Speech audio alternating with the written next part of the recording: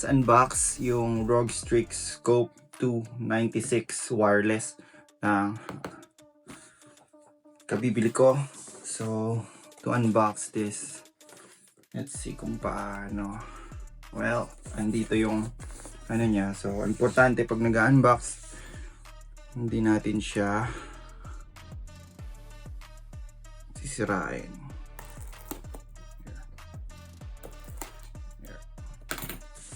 Yan. So, kita nyo naman.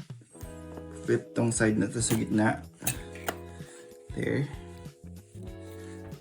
And then, pwede na natin siyang i-lift to. There.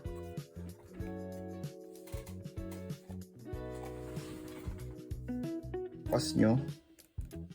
Yan ang loob niya. Okay. So, ang nasa loob niya guys is yung mismong keyboard.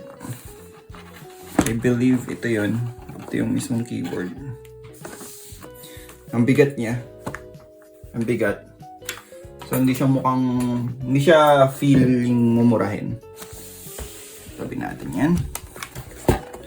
Patong muna natin to.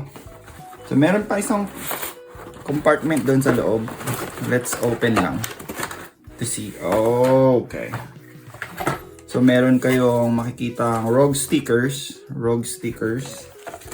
instruction manual, another pamphlet siguro. Hindi ko alam kung ano, warranty card. This is yung kanyang armrest or palm rest. Bale, plastic siya. And then dito sa harap is I guess foam na covered ng premium leather, which is nice. So sa dalawang side naman ito merong button replacer. Hindi ko alam kung anong tawag dyan. Hindi ako keyboard guide. Hindi ako masyadong maalam sa mga ganito, pero gusto ko lang makita nyo kung paano siya pag binili nyo. So, binili ko to sa Amazon for like $129. Baka naman, Amazon. So, meron pang dalawang component dito. I don't know what these are. Pero pag binuksan ko siya dito, it looks like dito ko siya i-open. And they are, hindi, dito ko siya i-open. Oh, I don't know how to open this. Oh, okay. Push lang pala yan. So, pag na-push ko siya doon, I can open this one up. I guess. And, ay shit, nasira ako. Guys. I guess pwede ko na lang siyang hugutin dito.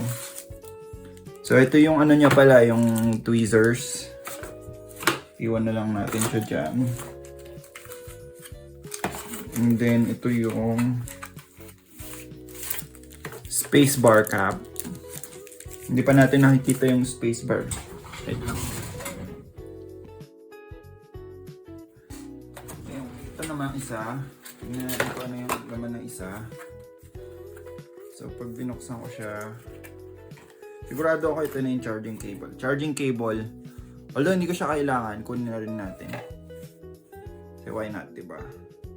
So, ibabalik ko na ngayon to. Ito. So, lalagyan ng keyboard.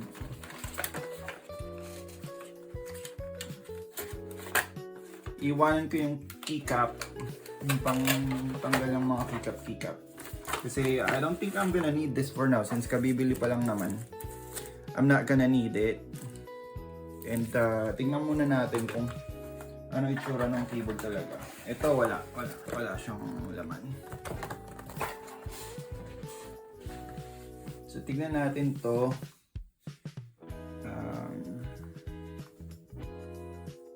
Okay.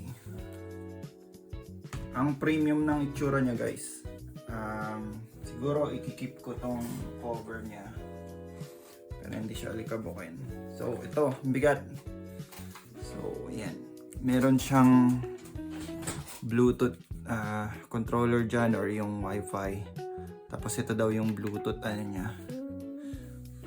Bluetooth dongle, which is nice, may taguan siyang ganun. Then meron siyang 3 levels ng elevation dyan. Yeah, flat na meron, hindi, may elevated na kagad which is nice kasi pag nilagay natin to, wait lang, tignan natin kung paano ilalagay. Magnetic kaya to? We'll find out. Hold on. We'll find out.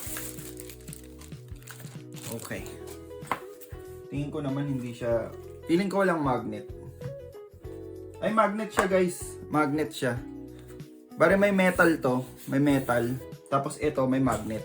Itong mismong keyboard. So, very nice. Very nice. So, kung titingnan nyo to, ito-try natin ngayon to kung paano ang feel. So, wala siyang mga parang yung cover na pinipeel out. Pero okay na rin. Okay na rin, guys. Okay na rin.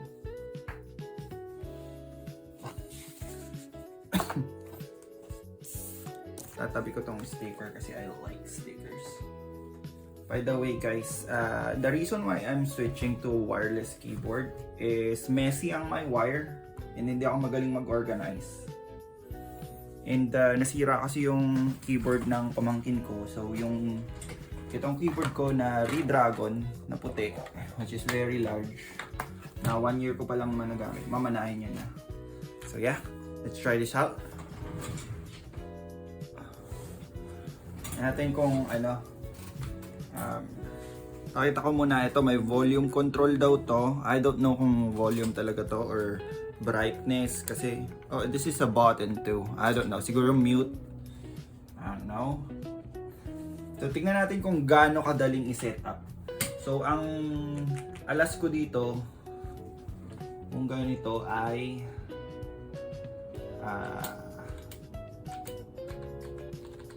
yung motherboard ko kasi, it's a ROG Strix. So, meron akong ROG software dyan sa computer ko. Let's see kung gaano kadaling ma-set up. Let's see. Oh, ito, mahirap siyang tanggalin guys. Mahirap siyang tanggalin. There. Tanggal ko naman. This one's a negative. They should like this one should be easier to pull out.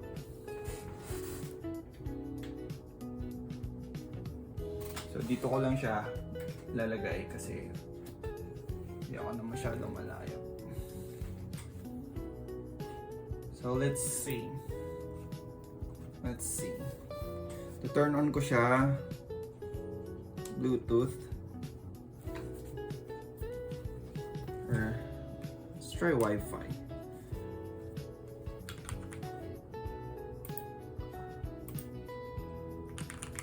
Oh, it's very responsive guys. Gumagana na kagad siya. No installation needed. No installation needed. Wi-Fi turned on. Let's see kung paano pag Bluetooth. Let's see pag Bluetooth.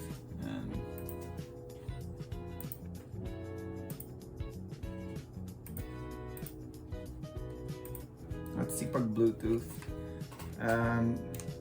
Might need to pair it. I don't know.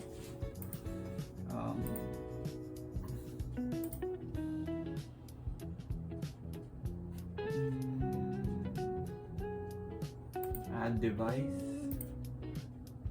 ROG Strix S.